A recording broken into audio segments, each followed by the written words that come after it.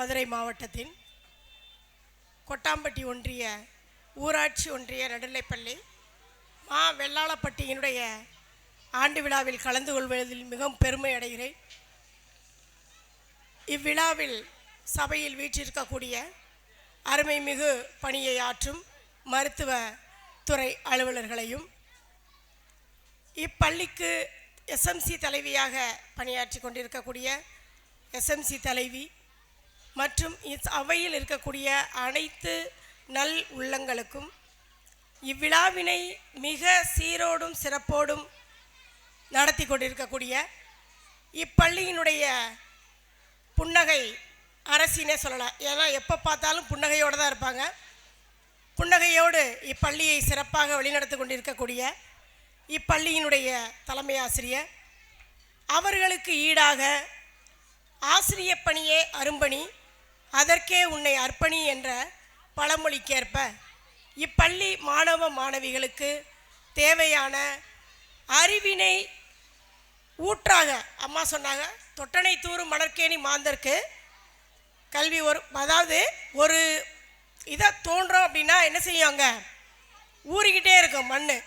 அதை போல் கற்றணைத்து ஊறும் அறிவு. ஒவ்வொரு நிமிஷமும் நம்ம நிறைய படிக்கும்போது உங்களுடைய அறிவு வளர்ச்சி அதிகமாகும்.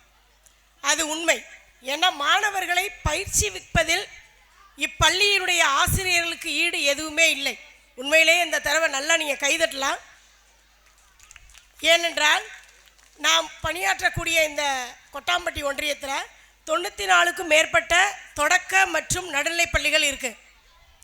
அதில் எனக்கு மிகவும் பிடித்தமான ஒரு பள்ளி மா வெள்ளாளப்பட்டி பள்ளி. ஏன்னா ஒரு மாதத்துக்கு ஒருக்க இந்த பள்ளிக்கூடத்தை வந்து பார்க்கல அப்படின்னா எனக்கு பணியாற்றினது மாதிரியே இருக்காது. அவ்வளவு சிறப்போடு பணியினை ஒவ்வொரு மாணவர்களுக்கும் அவர்களுடைய வாழ்க்கை சிறக்க வேண்டும். திருவள்ளுவர் சொல்லியிருக்காரு, நிறைய குறள்கள் சொல்லியிருக்கார். ஒரு மனிதன் எப்போ வேணாலும் பிறக்கலாம், வளரலாம், வளர்ந்துட்டு உடனே முடிஞ்சிடக்கூடாது. இப்போ மலராக இருக்கக்கூடாது, மரமாக இருக்கணும்னு நாங்கள் இல்லையா? அதே போல் அவருடைய குறளில் எனக்கு ரொம்ப பிடித்தமான குறள், தோன்றின் புகழோடு தோன்றுக அக்திலா, தோன்றலின் தோன்றாமை நன்று. அன்பு மாணவ செல்வங்களே, உங்கள்கிட்ட வைக்கக்கூடிய கோரிக்கை மட்டும்தான் இங்கே. ஏன்னா ஆசிரியர்கள் அவருடைய பணியை சிறப்பாக ஆற்றுகிறார்கள். பெற்றோர்கள் தங்கள் குழந்தைகளுக்கு தேவையான அனைத்து வசதிகளையும் தங்களால் இயன்றவரை மாணவர் குழந்தைகளுக்கு கொடுத்துட்றாங்க. இப்போ இவங்க 2 பேரும் கொடுக்கக்கூடியதை நம்ம சரியாக எடுத்துக்கிட்டோம் அப்படின்னா தான் நம்ம என்ன செய்ய முடியும், ஒரு சிறந்த துறைக்கு வல்லுநர்களாகவோ அல்லது ஆசிரியர்களாகவோ அல்லது ஒரு மாவட்ட ஆட்சியராகவோ அல்லது மருத்துவர் துறையிலோ சிறந்து விளங்க முடியும். இப்போ இங்கே அந்த அவையில் உட்கார்ந்துருக்காங்க அப்படின்னா யாரையோ கூட்டு வந்து உட்கார வைக்கலாம். அவங்க யார், அவங்க எனக்காக மதிப்பு கிடையாது. இப்போ நான் இங்கே இருக்கேன்னா எனக்கு மதிப்பு கிடையாது. நான் படித்த கல்வி ஒன்றுக்குத்தான் மதிப்பு. நம்ம படித்த கல்வி மட்டுமே நம்மளை கடைசி வரை கரை சேர்க்கும். இது அவங்க கேப்டன் சொன்னாங்க இல்லையா, இந்த கல்வி மட்டும்தான் நமக்கு என்னது, ஒரு பெரிய கற்பக விருட்சகமாக இருக்கும். ஒரு மனிதன் இருக்கலாம், கோடி கோடியாக பணம் வச்சிருக்கலாம், பெரிய மாளிகை வீடு வச்சிருக்கலாம், அவன்கிட்ட கல்வி அறிவு இல்லை அப்படின்னா ஒரு பண்பாட்டோட பேசுறதுக்கு கூட தெரியாது. ஆனால் அறிவுள்ள ஒரு சிறந்த மனிதன், நல்ல படிப்பறிவுள்ள சிறந்த மனிதன், ₹1 பணம் இல்லைன்னா கூட அவரை சுற்றி எப்போவுமே ஒரு 1000 பேர் இருப்பாங்க. அப்படி தான் இப்போ நீங்கள் நிறைய யூடியூப்பு இதெல்லாம் பார்த்துருப்பீங்க. கல்வி அறிவில் சிறந்தவர்களுக்கு மட்டுமே இங்கே பெருமை வழங்கப்படுகிறது. மற்ற பணக்காரரை பற்றியோ அல்லது பெரிய பெரிய கோடீஸ்வரர்கள் பெரிய மாளிகை வைத்திருக்கக்கூடியவர்களை பற்றியோ எதுவும் வித்தியாசமாக அதில் ஒன்றும் வர்றதில்லை. இப்போ உண்மையிலே இந்த பள்ளி போன வாரம் 18/2 மாவட்ட ஆட்சியர் வந்துட்டாருன்னு சொன்னோன்னு எனக்கு ரொம்ப பயமாயிடுச்சு. ஆகா, நம்மளுடைய பள்ளியே என்ன பண்ணினாங்கன்னு தெரியலையே, இவர் போய் சார் என்ன கேட்டாருன்னு தெரியல, நம்ம பிள்ளைங்க என்ன சொன்னாங்களோ தெரியலையே. இல்லைன்னா எங்களுக்கு ஒரு மாதம் ஒரு ரெவ்யூ மீட்டிங் வைப்பாங்க. கல்வி அதிகாரிகளுக்கும் சரி மற்ற துறையிலேருந்து வரக்கூடிய எல்லா அனைவருக்குமே ஒரு ரெவ்யூ மீட்டிங் இருக்கும். அங்கே என்ன செஞ்சுருவாங்க, மாவட்ட ஆட்சியர் கல்வியின் மீது ரொம்ப பற்று.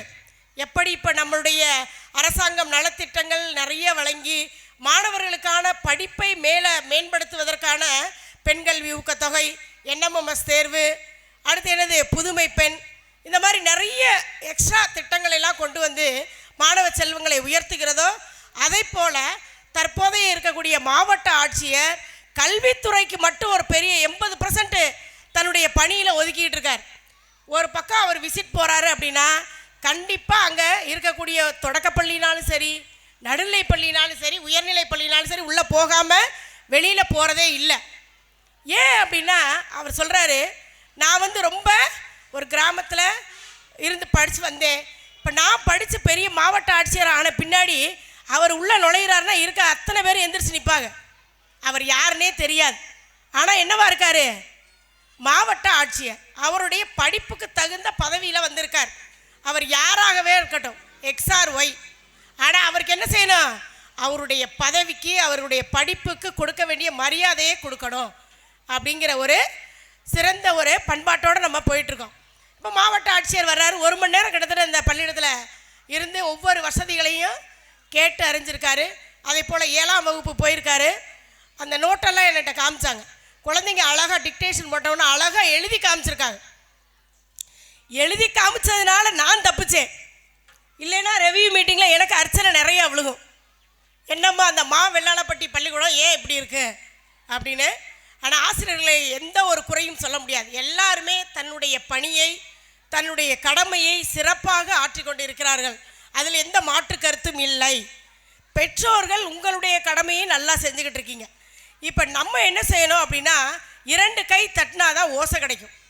ஒன்று பெற்றோர்கள், மற்றொன்று ஆசிரியர்கள். ஆசிரியர்கள் தன்னுடைய பணியை சிறப்பாக செய்கிறாங்க. நீங்கள் சாப்பாடு வேண்டாம், மற்ற துணிமணிகள் அவனுக்கு என்ன தேவையோ அதை செய்கிறீங்க.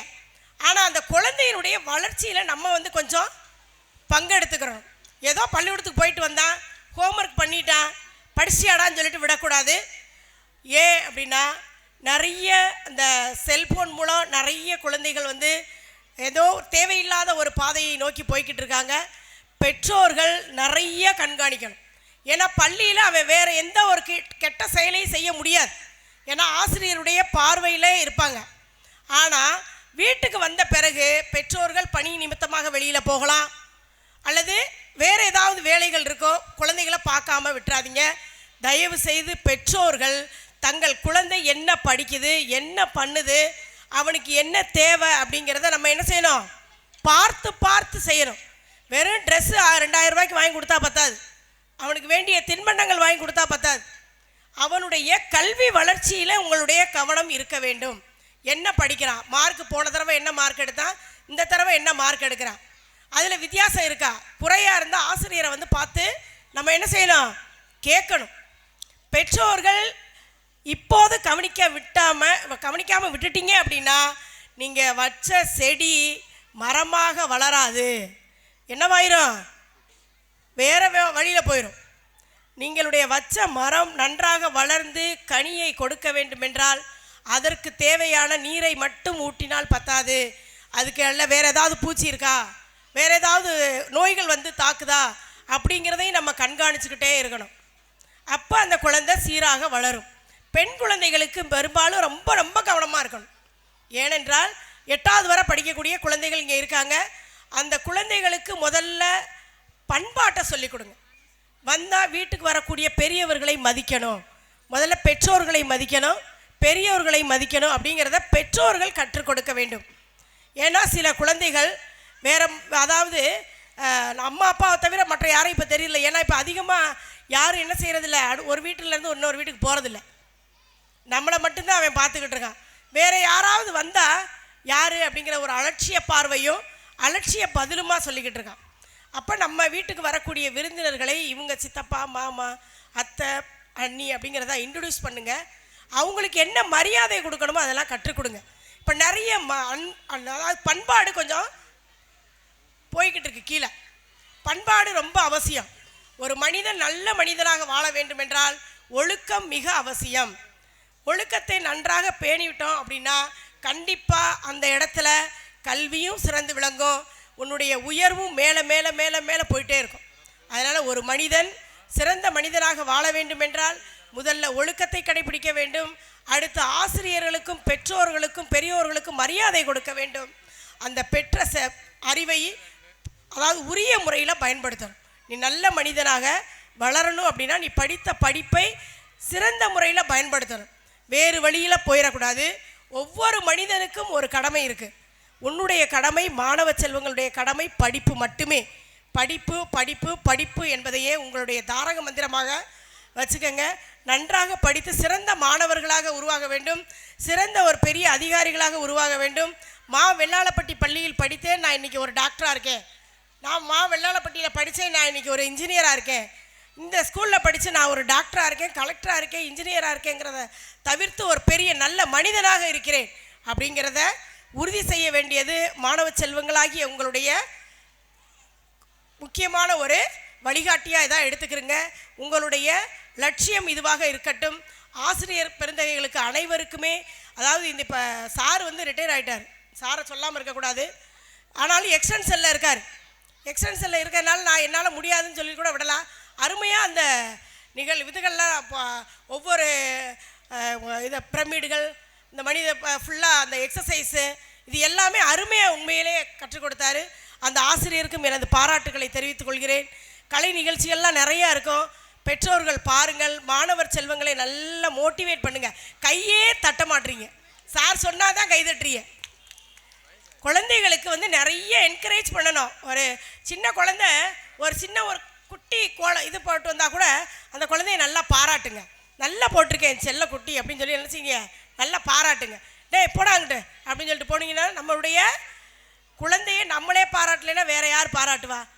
அந்த ஒவ்வொரு நிகழ்வையும் நல்லா கைதட்டி பாராட்டுவீர்கள் என்ற நம்பிக்கையோடு இப்பள்ளியின் ஆண்டு விழாவில் கலந்து கொண்டதோடு மட்டுமல்லாமல் நிறைய விஷயங்களை தெரிஞ்சுக்கிட்டேன். இந்த பள்ளிக்கூடம் மேலும் மேலும் சிறக்க வேண்டும்.